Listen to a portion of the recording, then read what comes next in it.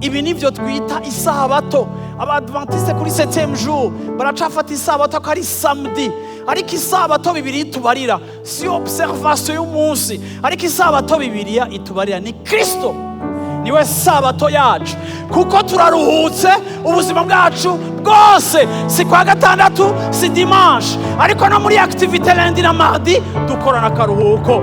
Iyo tuja guhiganwa dukorana akaruhuko, iyo tuja muri competition tugendana akaruhuko, iyo twubaka imiryango yacu tugendana akaruhuko. Iyo usanze ufise inda y'abana batatu, nimba ari ubushuri nimba ari ubuki, upusana akaruhuko, kuko niba batunga niba baguhaye. Abantu b'Imana bari mu isabato,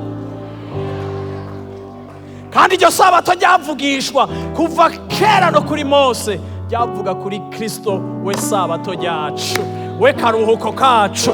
Ntidukorera Imana dufunze isura ngo ibikorwa by'Imana biragoye, ngo intama ziratugora. Oya, ni muri abacu, muri ab'Imana, mutugoye turabaheba.